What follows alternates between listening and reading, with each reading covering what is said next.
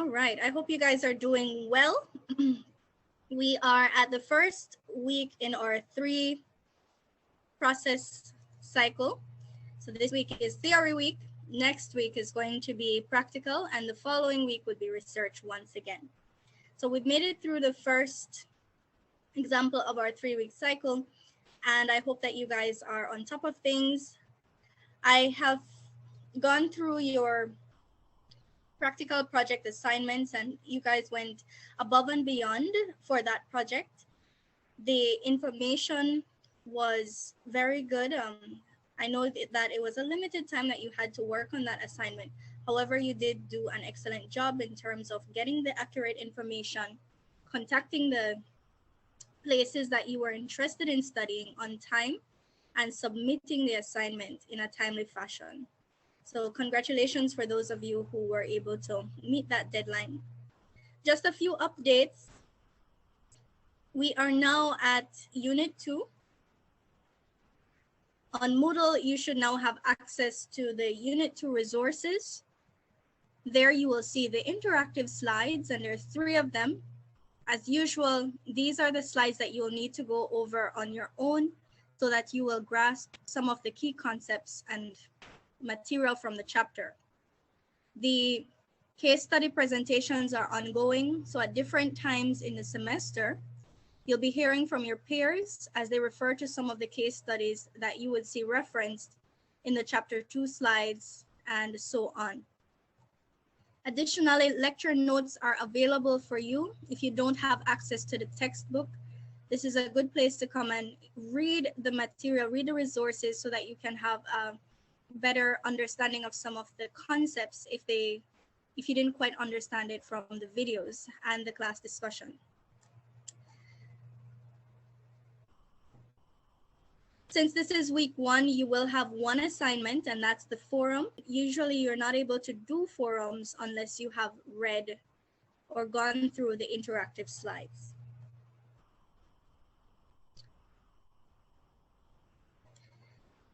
We're going to be coming back to the forum in just a bit.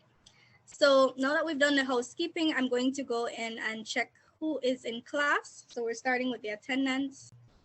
The live session objectives are going to be discussed as we go through the presentation tonight. And we'll also be looking at 2 assignments that you'll be having. Of course, our forums are every first week.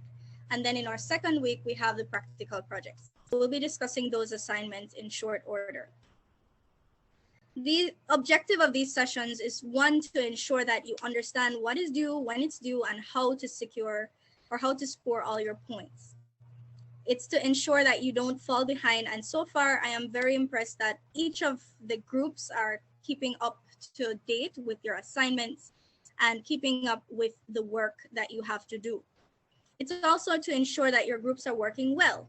Sometimes when you work in teams, there are certain conflicts, and we'd like to ensure that as a team, you're able to function as one unit, deliver excellent work, and still meet all the other responsibilities that you have. But the last 3 weeks, we've been looking at the mnemonic for learning information systems, and we use Spot a Rat, we use Tom to remember some of the parts of the information system. But MIS is a study of people, organizations, technology, and the relationship among them. And if you don't remember it, you can always use the mnemonic Spot a Rat. MIS exists so that we can add value to organizations. We look at how people, organizations, and technology work together so that they can enhance the operations of that specific organization. We also assess value in terms of the acronym COINS. And in COINS, we look at 6 strategic business objectives. And I believe by now you should know most, if not all, of those business objectives. By now, you should know how to find your forums. And on Moodle, every first week in that 3-week cycle that we refer to is going to be the week that you work on your forums. And those forums become due on the Sunday night. We also have practical projects, but these become due the 2nd week. when we're working on our forums, this is the process I'd like you guys to pay attention to. If you have a notebook, you can jot this down or take a picture of it. But every forum should have some definitions. And as you look at the definitions of the terms that you're looking at and what you're trying to explain in the forum to answer the question, you want to define those specific terms that they're asking you to clarify or give your opinion on. For this specific forum, you will have to speak about whether the thing is a liability or an asset. You must also look at how a process must be changed to implement an information system properly. And then you'll also be looking at the different types of information systems. So this process here will help you to respond to forum 2 and do it well. You're defining the terms, determining whether, determining what are liabilities, what are assets, and then how processes can change to implement an information system successfully. And finally, you conclude with classifying those systems. So let's look at what the question is for that first forum. Let's see if I can make this bigger for you guys. Okay. And if you're not seeing it well, you can always go on Moodle just to be able to view it there on your personal screen.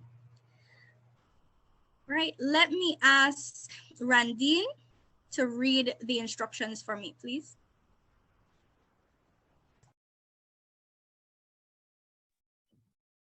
Hi, are you hearing me, Miss? Yes, loud and clear. Applying to the University of Belize is a time-consuming and expensive process.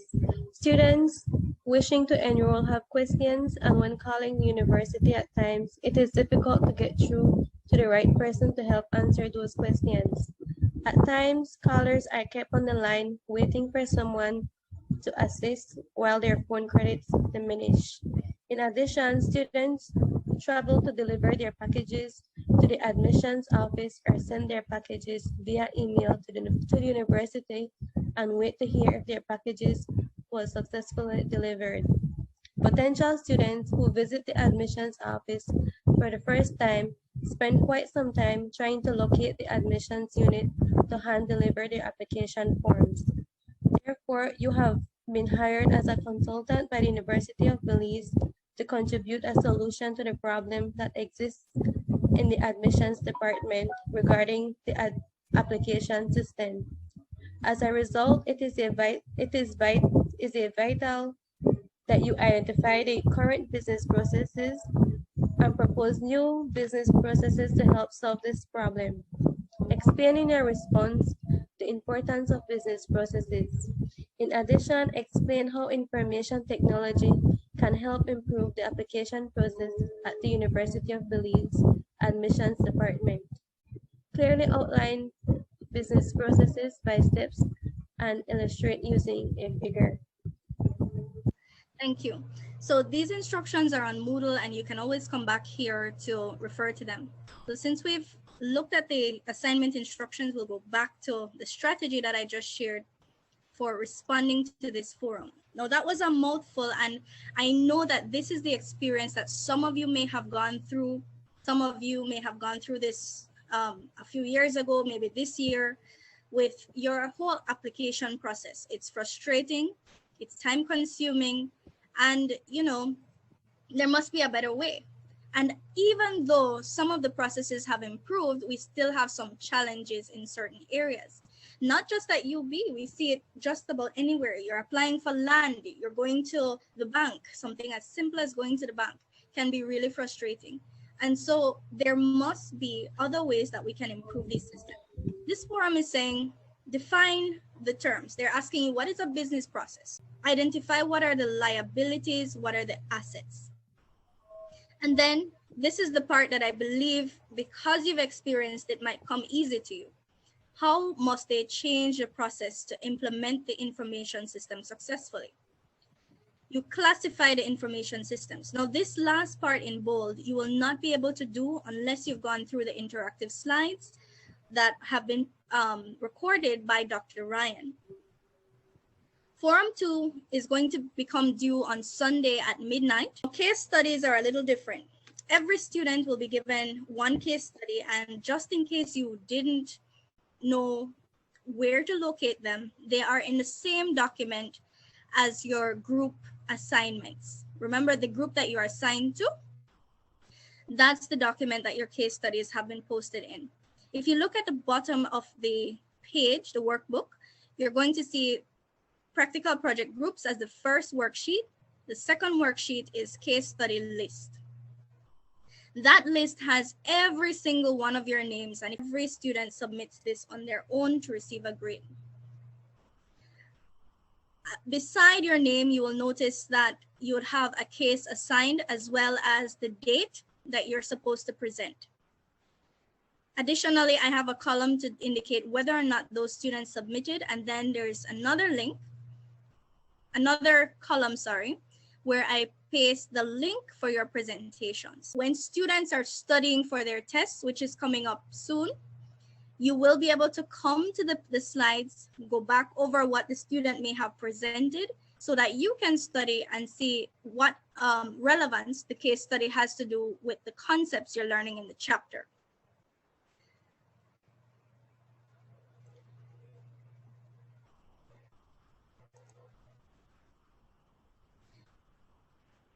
This forum is one of the, it looks like a very easy forum, but like I said, please pay attention to the things you want to address to respond to this forum well. Sometimes students get careless when the forum seems so easy and they miss some of the things that we look for as lecturers when we're assessing you. So pay attention to that. Use the keywords that are coming out from the interactive slides.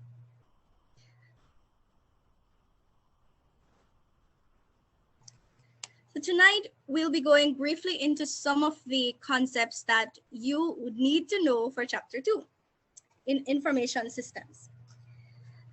So what if I told you that I received a memo from the president of the University of Belize stating that the stakeholders as well as the members of the board, they met and they decided that every student should have the same rights, privileges, and opportunities as full-time staff. Now, what does that mean? It means that the same access to resources that staff, full-time staff has, students now have access to these. Resources such as records, grades, finance, parking, etc. Any benefits we get for food and for being on staff for so many years. These are all now available to students. It also means that because you have access to all these departmental resources, you can go to records and decide to edit, delete, and update as you feel like. You can go to accounts and update your balance to show that you never owe the university any money, but that the university now owes you how much. You can decide to go and just fix your GPA. Maybe you didn't like the first year. So you go back and you said, you know, I wasn't ready for school that year, so I'm going to fix it. You have all these rights and these freedoms. Where would you begin? Let me pick on somebody in class. Miriam, if you had all of these freedoms, all of these rights, where would you start first?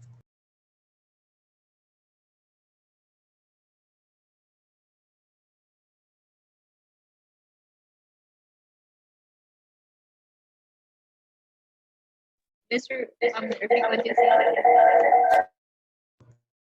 Okay, she has an echo. Now I'm saying if you had every right as all the teachers on staff do.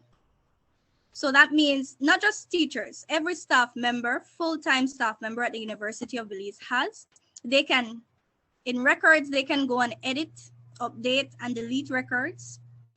In the finance department, they're responsible for payroll. They can also check to see which students have paid or not paid. You have different departments within the University of Belize.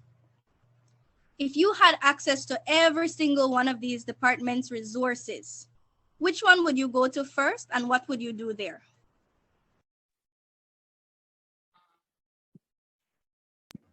Finance. Okay, tell me what you do in finance. No rules are applied to you. You have rights. You can do anything you feel like. No finance again, miss. Um, the one per grade. Okay. So that I could fix my lower grades. Okay, Miriam. So Miriam is choosing. She's saying, you know, I want to fix this one because I wasn't ready for that one. Okay, Brandon, what about you? Miss, I wouldn't go into no finance, no records office. I'll just take advantage of the benefits that comes in regards to getting the free food and the parking space, because with regards to the values being instilled in me, I just don't feel comfortable in changing anything, like let's say my grades, or probably, you know, um changing my account balance and stuff like that. Yeah, that's what I have to add. Okay, we have some really honest students at this school. I like that University of Belize has helped you guys to be citizens with good character. Maybe somebody wrote in the chat. Okay, Ronel doesn't believe you. Let's hear from one more person. Let me pick on Kerwin. What would you do?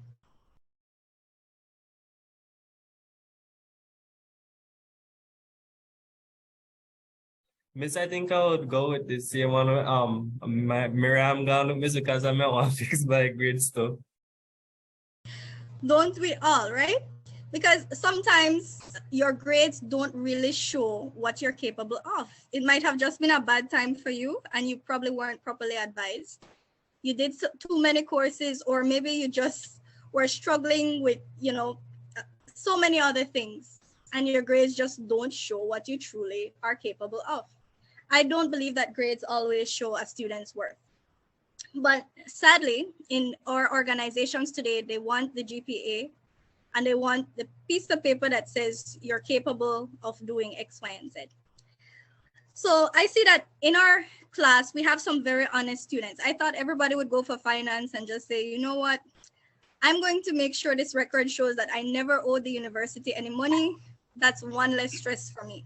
Messed up the way I may do. Me too. Somebody's being honest with me, right? Okay.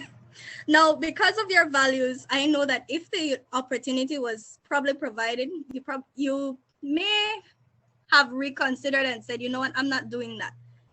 But what we're going to speak about tonight is the importance of having rules within our departments.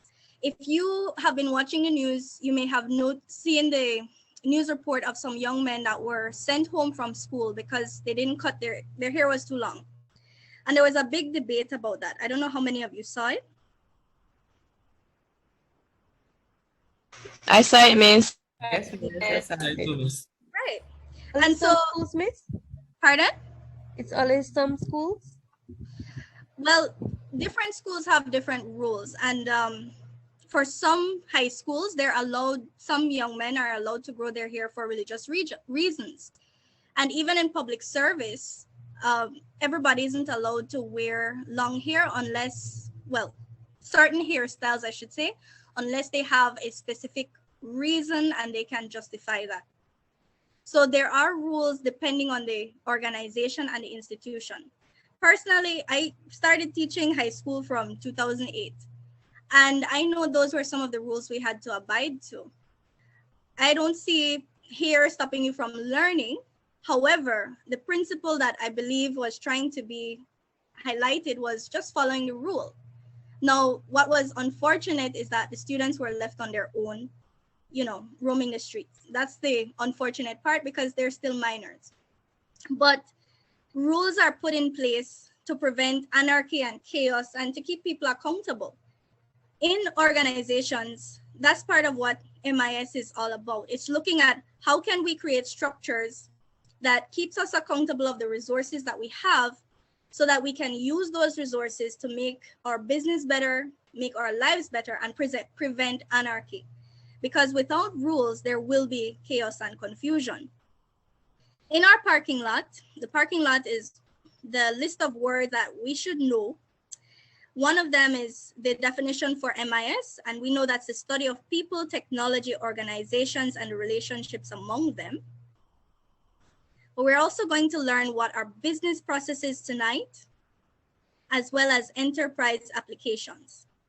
Business processes looks at the flows of materials, information, knowledge, logically related sets of tasks that determine how specific business tasks are performed and may be tied to functional areas or cross-functional.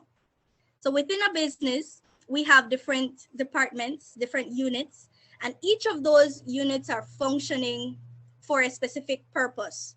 We have the finance department, which might be focusing on payroll and making sure people have access to financial resources at the end of the month, or people will not come back to work. We have our HR department responsible for hiring and vetting of persons so that we have the best candidates working in our organization and making our institutions, our businesses, etc. better. We have different processes that we do within business.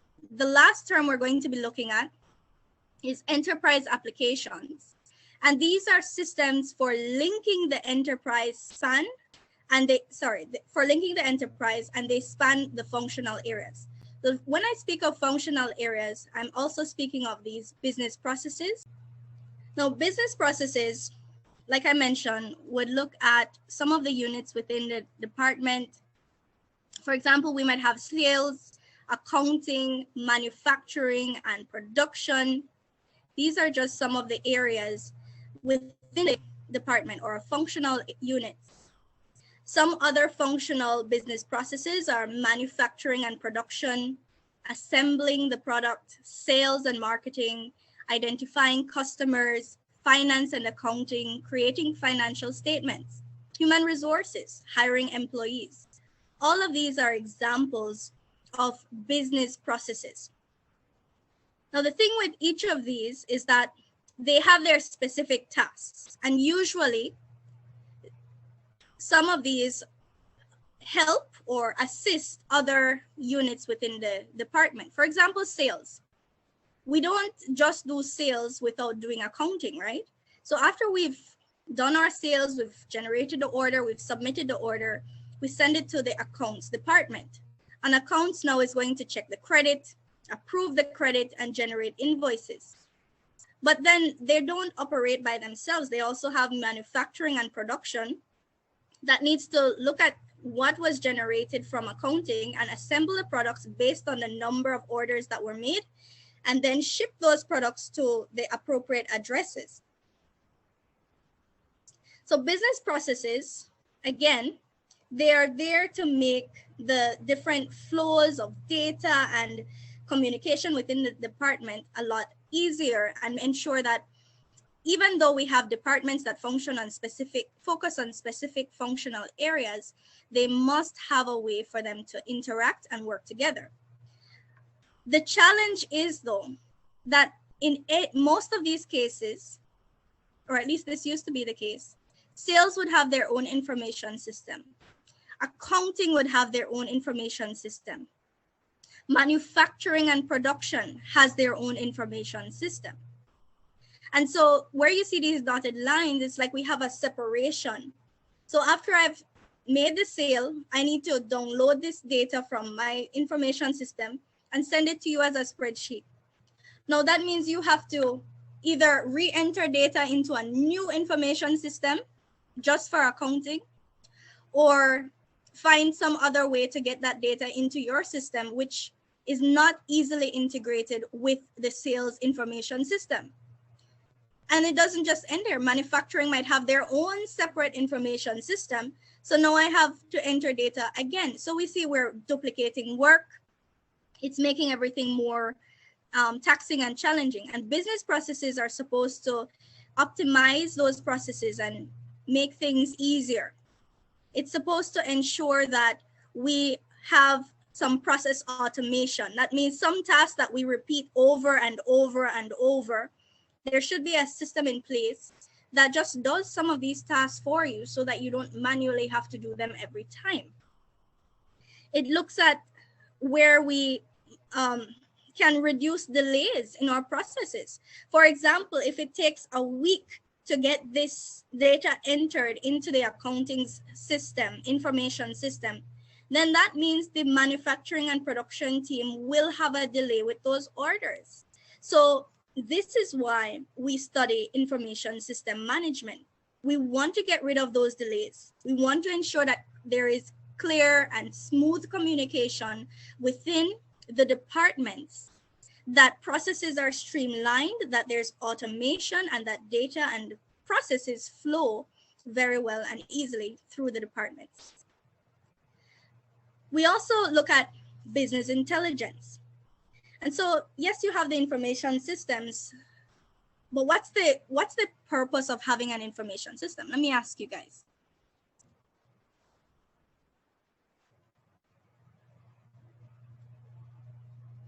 Keep records. Kindly repeat. Keep records.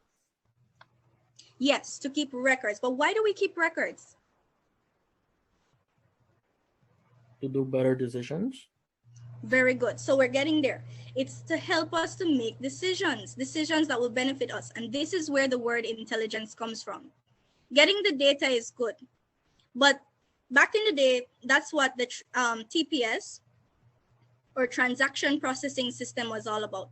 It simply logged your sales, your who did what, but it didn't have to make any decisions. So this transaction processing system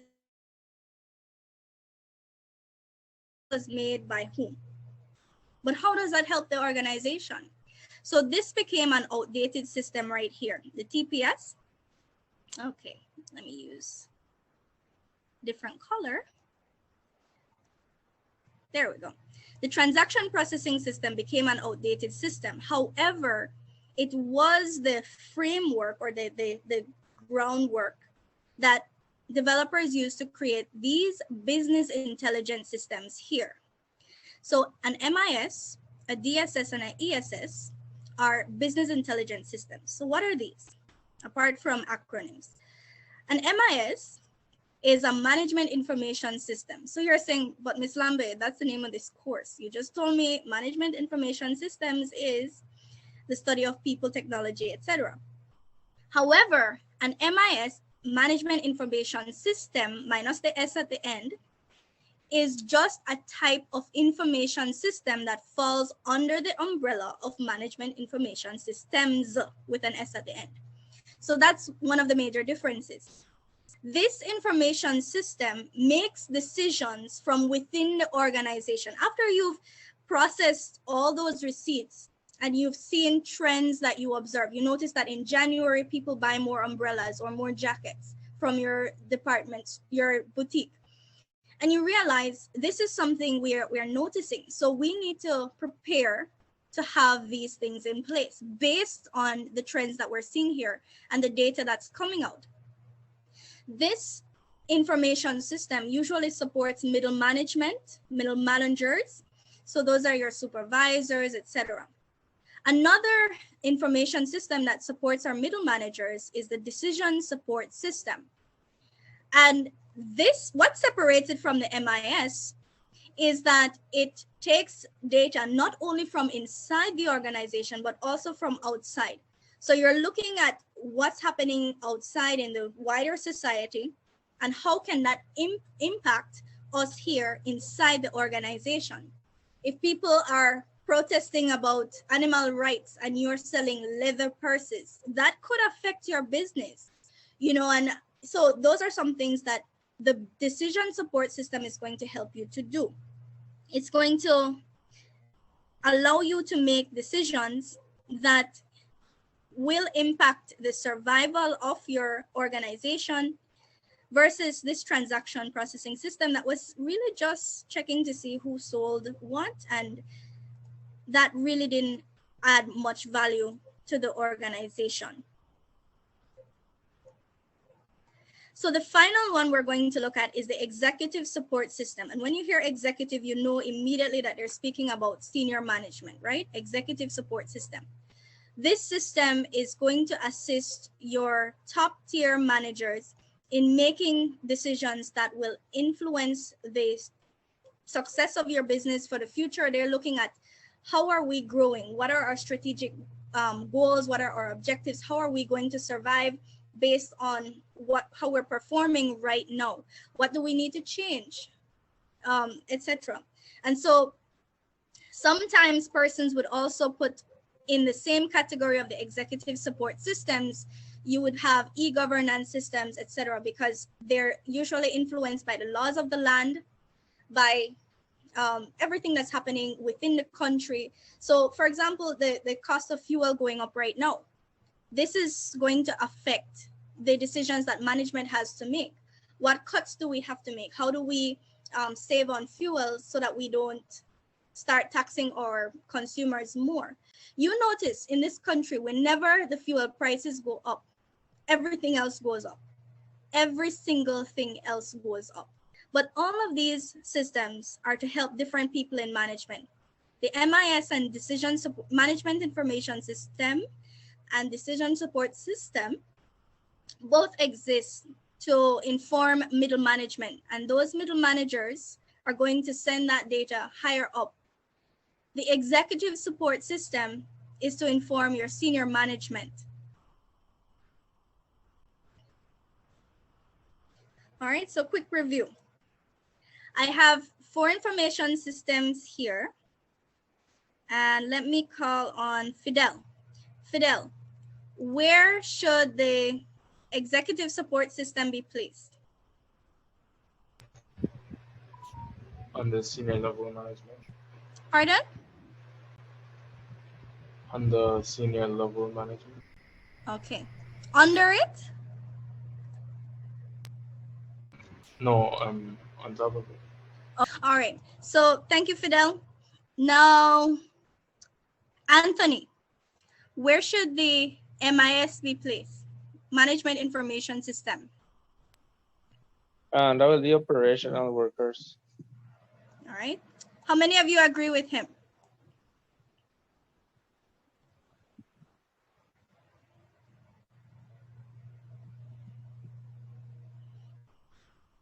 All right. Yes, ma'am. You agree? Yes, ma'am. Right, so usually this one is for middle management, right? Even though it's an MIS. So operational workers might interact with it. So in a way, you do have a point there, but it's usually to inform middle management. So I'm going to change the way I structure my question, okay? What about the decision support system? Who does it inform? Senior or middle management? Middle, Decisions miss. are usually senior, miss.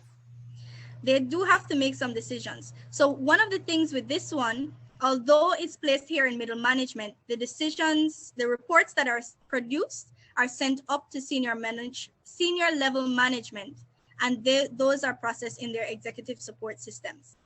All right, so that's one of the things I want to clarify. All right. The decision support system looks at what's happening inside the organization as well as outside, and then those reports are sent to the higher ups for them to make the decisions about where the company is going to go. The last area we're going to look at is the enterprise applications, and we're just briefly going over this because the interactive slides covers them more in depth. Earlier, we were looking at the business processes, just the definition, and we mentioned that in the business, you might have different units like sales and marketing, manufacturing, finance and accounting, etc. But each of these might have a relationship with each other. They might not exist independently. Enterprise applications addresses this linkage that we will see. With our information systems, they usually focus on just one aspect. If it's for example, just transactions, it's only focusing on transactions. If it's only looking at data entry, etc. But with the enterprise systems, they're looking at the enterprise applications, they're looking at how do we take this system and allow it to interact with all the departmental units, whether sales and marketing, human resource, etc., so that they can make informed decisions throughout the organization. You'll notice in the diagram, there seems to be a cross here in the middle. You have your supply chain management, customer relationship, knowledge management system, and processes. Notice the interaction from outside entities as well as those inside the organization. So it's happening in real time. Customers will be able to provide feedback to the organization. If you have a Facebook page, you might go there and say, I like this product or I don't. Your suppliers are able to access certain dashboards so they can tell you, okay, I realize you're running low on this product. You can refill your order. You might have a monthly subscription, etc. And then the knowledge management system affects those inside the organization. If we're not sharing the knowledge, then certain units might not be able to function well if we don't have the same information, right? So these are the different enterprise applications. We have enterprise systems, knowledge management systems, customer relationship management systems, and supply chain management systems. And so your assignment now is to, after this class, you're going to go over the interactive slides. And when we meet on Wednesday, you're going to be telling me from Mr. Ryan's lectures what you learned about each of these. So I don't want to go into them just yet because I know some of you don't like to listen to the slide. But these applications really exist to link the enterprise. Earlier, I showed you how they operate as disjointed units. But what we're trying to do is get the enterprise to function as one entity, and they span the different functional areas being sales, marketing, human resource, etc. We execute business processes right across the firm, and all levels of management are included in those 4 major applications. So that's one of the things that these enterprise applications does a little differently than the regular information systems that we've been studying. Okay, any questions so far? No, miss. All right. Tonight, we are going to have our case study presentation.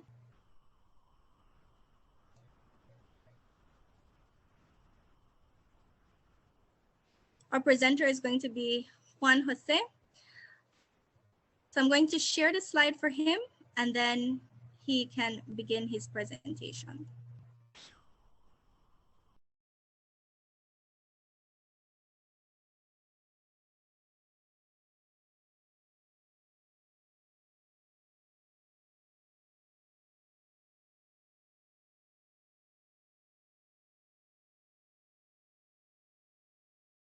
Good night, ma'am. Good night, everyone. Good night, my fellow classmates.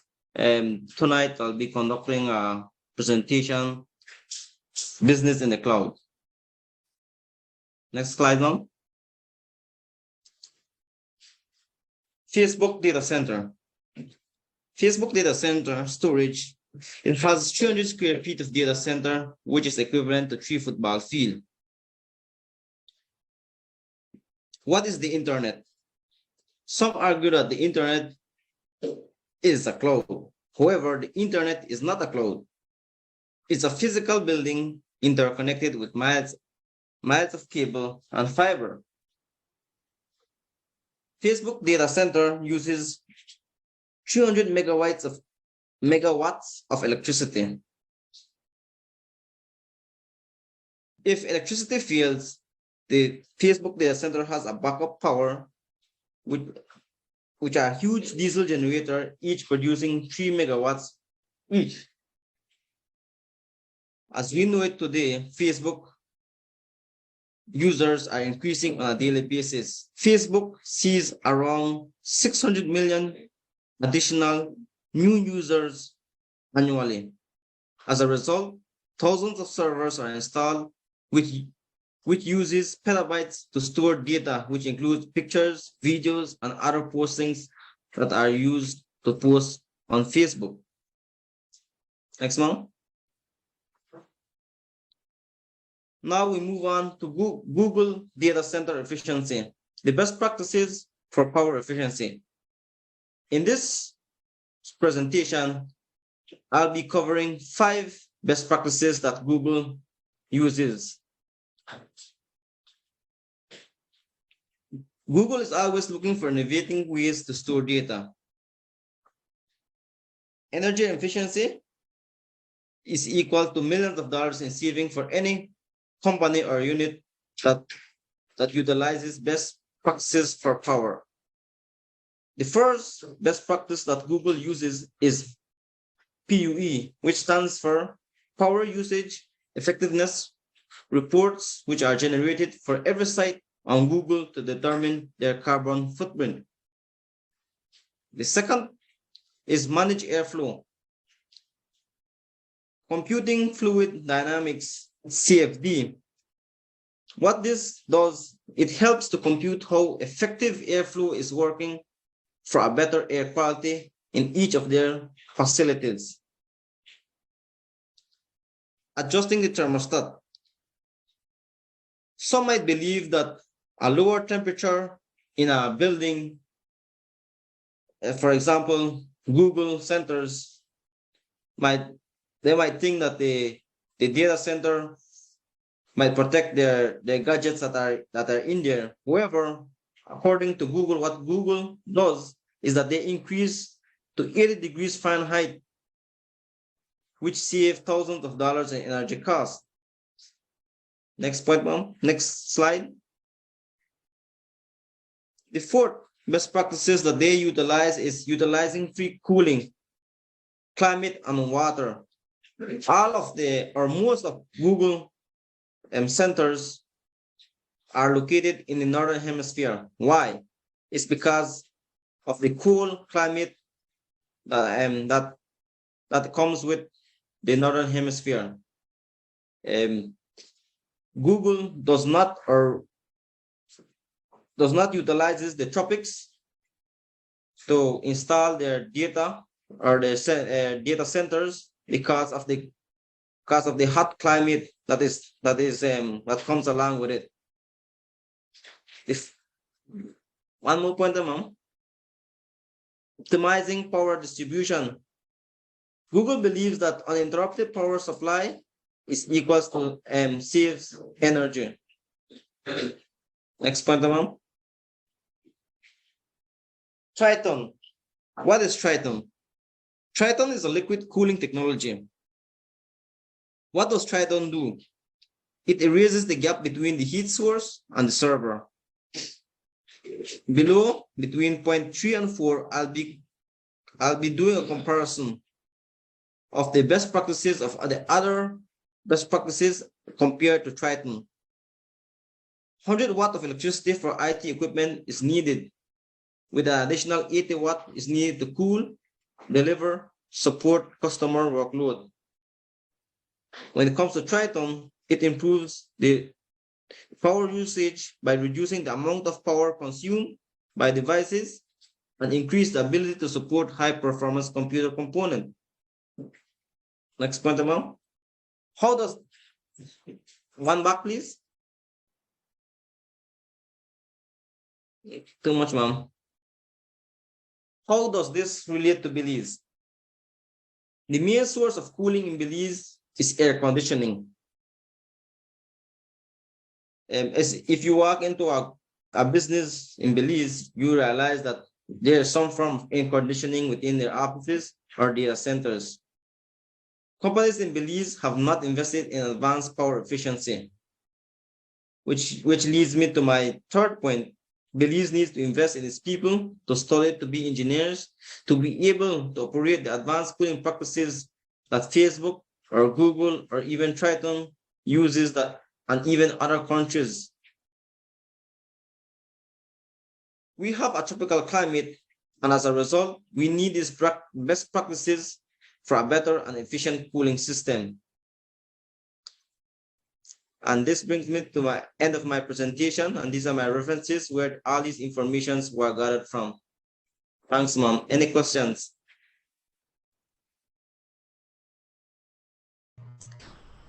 Very good job, Juan Jose. Any questions from the class before I go ahead?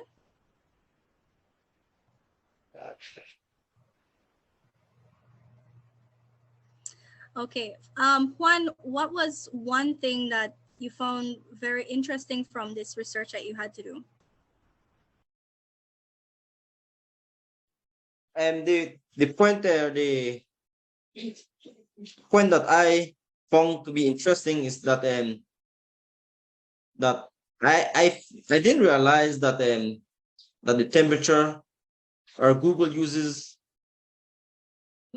most of most of the data centers in the northern hemisphere due to the climate, and with the weather already being cool, especially during winter, that reduces a lot of power usage, and less power usage results in maximum or more profit for the business itself. That's a good point that you And one more point, ma'am. According to the presentation itself, that the internet is not a cloud, but a physical object that is, which is the miles of cable and fiber. All the while I thought it was something like intangible. Yes. And so like here in Belize, we have cables that, well, not just here in Belize, right across the world, there are cables that run under the oceans. They run, that's the infrastructure that they use for the internet. So sometimes you might see that BTL in Belize City, for instance, they have some of their cables running underwater near some of the bridges, and there's a sign there to inform you that the cable is located there, so you have to be careful. But those are some of the ways that we remain connected as a world. Now, for the business students, you're all business students, and you might not find this as interesting, but we do use cloud computing as a university. Each of you has a Google email address, and that's how we're able to even have this Google slide access right now. It's saved on the cloud. Because Google is doing all that it's doing to keep the operation costs low, each of us is given an account where we can save a certain amount of files for free using that account. For those who want to save more, of course, they have to pay for it because it costs a lot for them to stay in operation. But it just makes me a little bit more appreciative of the service that they offer. Now, from the class, what is one thing that you can take away from this presentation prepared by Mr. Juan? I feel like I have a question about the energy saving portion that he had mentioned. I don't know if you could go back to that slide.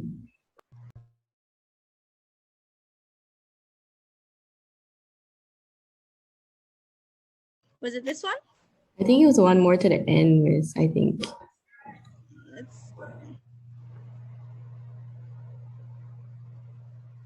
Yeah, I think it was this one. I noticed how companies in Belize have not invested in advanced power efficiency. But what came to mind was a company I know abbreviated as BACO, Blair Atoll Power Company. I know they're located down south, and I know that they deal with power, and I think they even sell to BL, if I'm not mistaken. So I don't know exactly what is their process and how efficient they are, but I know they are a plant company located down south. Okay, thanks for sharing that one. And so what we can actually do is look into them and what the service that they offer and compare them to Google to see how, how they're helping us as a nation to improve as well. What's the company name is? BACO, Blair Atoll Power Company. Oh, okay. Thank you. I'll type it in the chat. Thank you for sharing that. Did anybody else know about this company? What kind of energy they sell to BL? Electricity?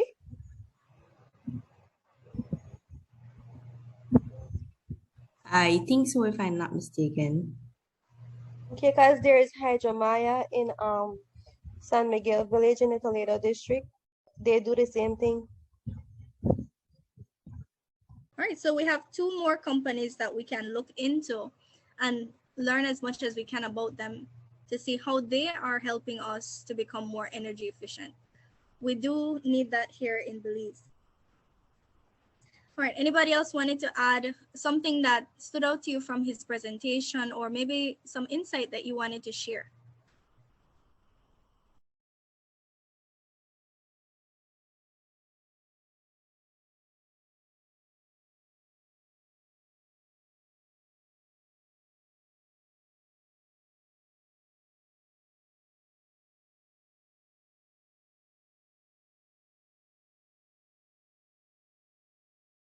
What about his third point, that Belize needs to invest in its people to study to be engineers? Do you agree, disagree? What are your opinions?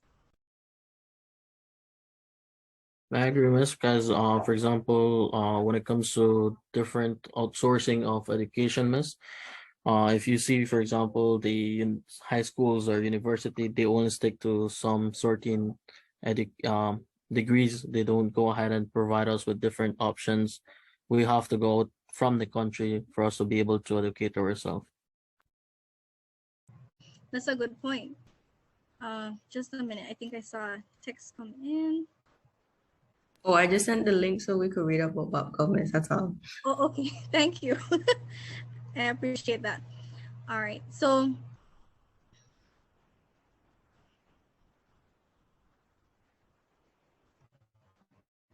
this is a very good article that you just shared here. It's important for us to read up and learn about these things, learn about what's happening in our country, so that we can see the ways that we can benefit from information systems. There's so many advancements that are taking place, and Belize has been working towards becoming more energy efficient, not just energy efficient, but bridging the digital gap that's there.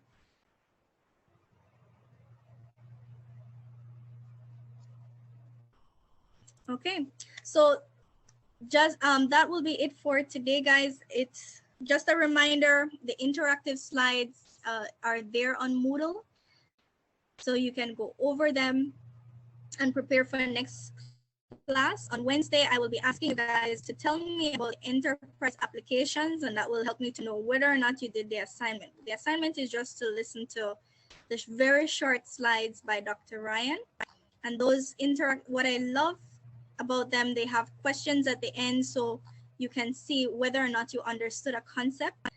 He goes over the terminologies that you need to know in order to answer your forum 2. And so when we meet on Wednesday, we'll be going over that some more. All right, you guys have a wonderful evening. If anybody came in after I call attendance, please give me your name so I can mark you as late.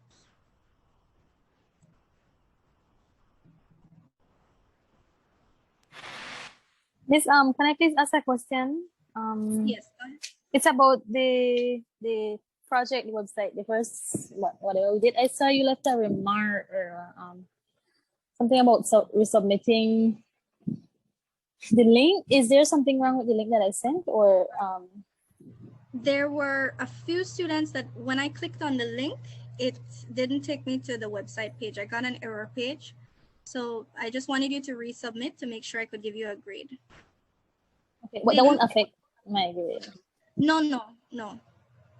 Okay, I'll check it out right now and then resubmit it then. Okay. I wasn't sure. Okay. No, your grade wouldn't be affected.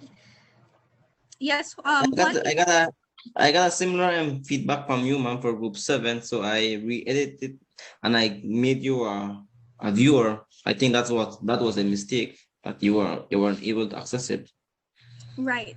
So it was just a few persons that I didn't have access to the website. So those are the persons I would have sent a message to. I did see your video though. There was one group though, and I don't remember if it's this class or the other group, but I didn't get your video. I saw your website, but not the video. So if you're noticing you're in this group and you don't have a grade, just check to see what message I might have left there for you. If you're one of those that either I didn't get the link and there was only one group that I didn't get your video. Okay.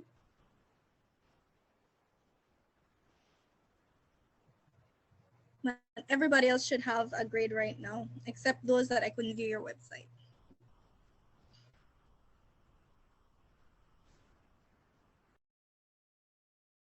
Okay, Miss. Good night. Good night. Good night. Good night, Miss. Thank you again. You're welcome. Class done, miss? Yes, we're done. Right. I miss. All right. Enjoy the rest of your evening. Good night. Good night. Good night. Good Good night, night. Miss. Are you still there? All righty. Good night. Miss, I have a question in regards to the final project of this Yes. course. So the final project will just do a continuation of the kind of like gonna be a continuation of the website that we initially created, like the research phase 1. So I just continue with adding on the survey and all of that based on the business that we chose, or am I mistaken? For the final project, you're actually going to be putting it in a document this time. So that's the only difference. The website will be used later on. So we're going to put a little break on the website.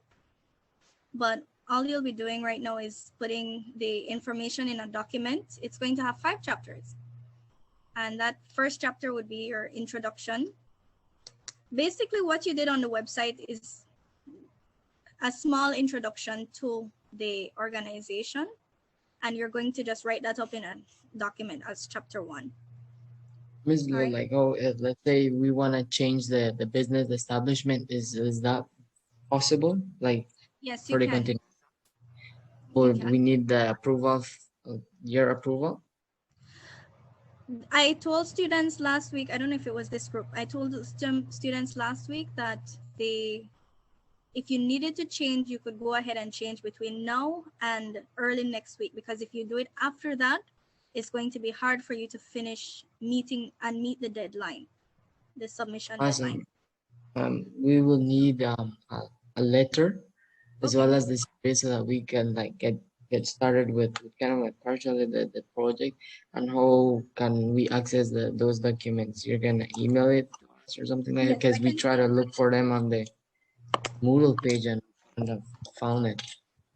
I can send you an email with the letter, Brandon. So if anybody else needs a letter, you could just send me a message or an email. Miss, how about the questionnaire? Oh yes, I forgot to share that with you Do guys. we have, yes, can you please send that to Brandon, Miss, if that's possible, the questionnaire and the letter, please? Sure. Because we have to get started by, I think, this week. Yes, I forgot to share that with you guys tonight. It's already on Moodle, and you can go ahead and download the questionnaire. But when I send you the email, I'm just gonna send a link to both. Got it, Miss. Thank you, and continue. I mean, do have a good night. Yes, you too. Yes, go ahead. Oh, since we would change the business that we start off with, do we still need to make a website for it or no? No, you can. What you would have to do though is write up your chapter 1 in your document, even though the website is different. So, so do we still have to identify the system that they use? Yes, because remember your research is going to be on their information system, and just testing to see how successful that system is or how unsuccessful it is. Okay, so when we change our business, then that is the only thing that we need to do? Yes, you would have to write about their information system. That's the main thing. Okay, then. Okay. Let me send that to you right now.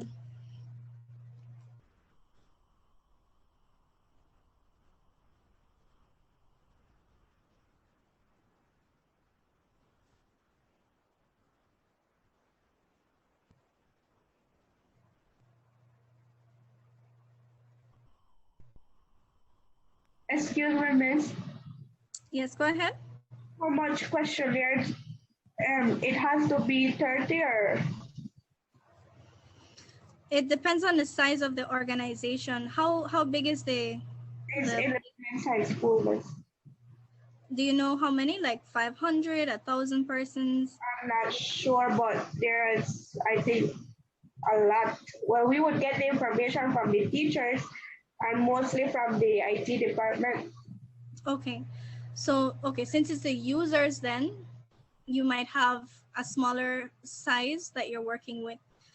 Usually, if you don't have 30 people on staff, we're asking you to interview at least 80% of the users of the system. So I don't know if it's the staff you're going to interview or the students, because It the would be staff is the one using the system, right? So would 25-20 work? That should work.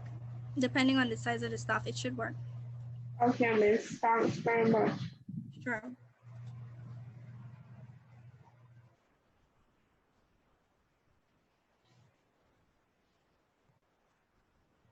Any other questions?